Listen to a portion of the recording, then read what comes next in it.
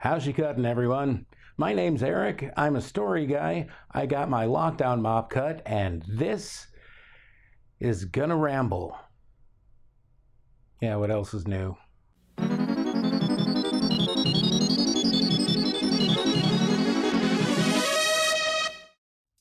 I still don't quite know how to frame this, but then I realized, since when has that stopped me? Right, so let's begin today's discussion with Zoom. And I don't mean the video chat app Zoom. I don't mean the manufacturers of the digital audio recorder I'm using. I mean the kids' TV show. Although that's the logo from the 90s version, and if you can see the gray all over my head, you can safely presume I mean the original version from 1972. And in fact, I'm Facebook friends with Tommy from the first season. It all has to do with the former mutual co-worker. And unfortunately, more detail doesn't really make it more interesting. Yeah, I tried. Anyway, right when the pandemic hit, I did ask Tom if he'd be willing to do a 1 or 2 minute Zoom call with me, mostly so I could get a screenshot proving that I had done a Zoom call with a Zoom kid. We couldn't make it work though, and before I knew it, WGBH was doing a Zoom reunion over Zoom. They stole my idea! Because for any idea that might exist, only one person can have it. I mean, that's just math. Not like there's a significant anniversary, not like WGBH has the rights to the trademark and probably has the official Zoom Kid Rolodex. And, Zoom versus Zoom, it's a very obvious connection from A to B. From A to A, really. No, they stole it. Right. So when I was a kid, I had the Zoom records. 2 of them, to be exact, because as any Zoom-obsessed kid from the era could tell you, there were 2 Zoom records, and only 2. There was Come On and Zoom from 1974, and Zoom Tunes from 1977. There were just those 2, and that was it. You can probably see where I'm going with this. On one of my periodic Googling binges, I saw very occasional mentions of another album. So am I talking about a 3rd album? No, this was from 1973, even before the first album. This album is called Playgrounds, and some very kind random people have uploaded it here to YouTube. It features the entire cast of the first season, and it's pretty great and totally weird. For a start, it hardly mentions Zoom at all. One notation on the front is about the extent of it. And although there is a song that features a crypto language, the kids have left ubby-dubby behind, and they're sticking with boring old pig Latin. And the album notes are just full of Tiger Beat style information about the kids. For example, John's favorite actress is Barbra Streisand, but in terms of favorite singer, Babs, you gotta get in line behind Carole King. Nancy, aren't you a little too young for Shaft? And what about Joe, the kid with the weird accent and the mop of hair that makes me take pause? Well, when he's not making reflective faces while playing his mandolin, he just can't get enough beef jerky and milk. Separate meals, though, please. The dietary rules are very clear on that. But let's check out the music. It's good. I mean, it's good in context. This isn't Pet Sounds we're talking about here, but you get what I'm saying. It's a lot more listenable than the quote-unquote real Zoom records. Certainly better than it needed to be. Now, the kids are a little older here than they were on television. Most of the boys' voices had dropped. I can't imagine that these middle schoolers would be all that excited to sing This Old Man. But the producer came through in the clutch and gave them a tasty Motown-style arrangement. This old man, he played one. He played knick-knack on my thumb with a knick-knack, paddywhack, give a dog a bone. This old man came rolling home. And at the time, the original Can't Help Myself wasn't even that much of an oldie.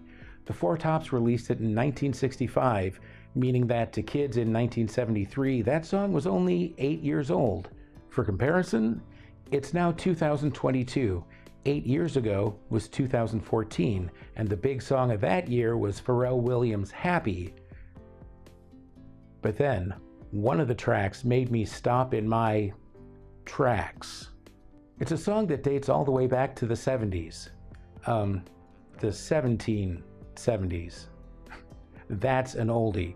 The United States itself is 6 years younger than this song.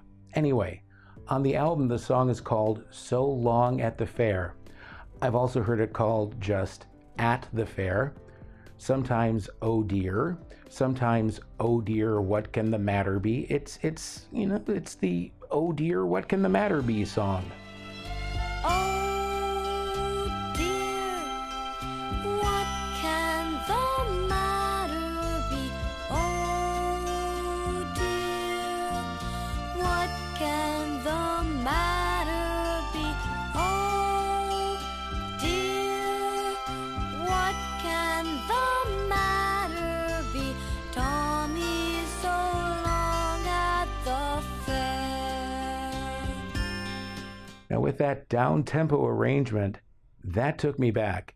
And here's the point where I jump topics. This reflective, pensive arrangement immediately made me think of a play called Accomplice.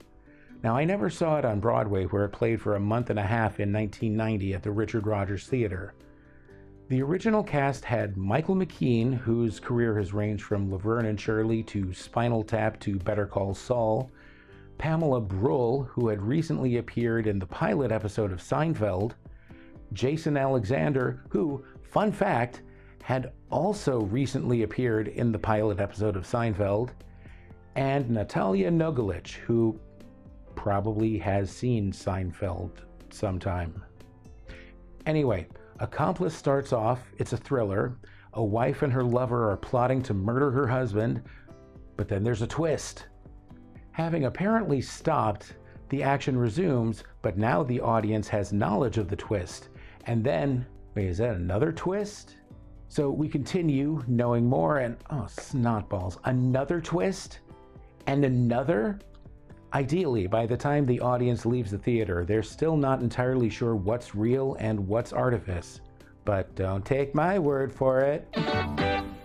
Accomplice was written by Rupert Holmes, although it's not one of his better-known works. He's much more familiar for his first play, a musical called The Mystery of Edwin Drood, as well as a chart-topping song from 1979 called Escape, parenthesis, the Pina Colada song, close parenthesis. That's just the orthography there. You don't actually say the parentheses.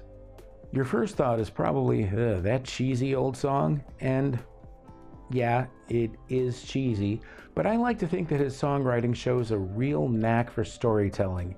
He has just 3 verses and 3 choruses in which to establish characters, a conflict, and a happy resolution with a surprise ending. Now, certainly that's a much stronger narrative than tub thumping. But okay, what does any of this have to do with Accomplice, or for that matter, At the Fair? Like I said, I never saw the show on Broadway. However, I was the sound designer for a local production, so I saw the show quite a lot. And At the Fair runs all through the play. At the start, one of the characters has a nervous habit of humming the song to himself. The cheating wife seduces her fellow by singing the song to him, pouncing on him when she gets to the line that goes, "Johnny's so long."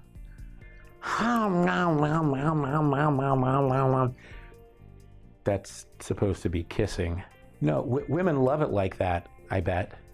But the part where the song was the most prominent and required a fair amount of pre-production was toward the end. After all the twists, the audience finally knows what's up. Or do they? No spoilers here, but I'll just say that one of the characters is in peril.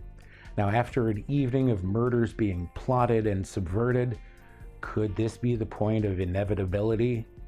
And while chaos is ruling the day, a new element gets introduced: musical scoring. As called for in the script, there's a spooky, plotting, heavy, minor key version of At the Fair that starts playing. Now, I should note that this was the 90s, so children's music being played slowly wasn't quite the universal shorthand for horror things gonna get creepy yet. Okay, Eric, you're probably saying, a song that's been familiar for 2.5 centuries shows up in a couple of popular culture remnants. No need to get too excited. Okay, remember the Playgrounds producer? The guy who made This Old Man sound like the Four Tops? Yeah, who do you suppose that producer was? Rupert Holmes. I always love spotting an artist's pet quirk showing up in their work. Just like I think of Rupert Holmes when I hear a song that's older than 3 grandmas, the next time you see information being presented in a scattered and incohesive way that ends up tying together at the end, I hope you'll think of me. But that's my story. I got plenty more of them. Leave me a like, a comment, and subscribe. I'll be here still trying to figure out that whole kissing business. You're sure women don't like that?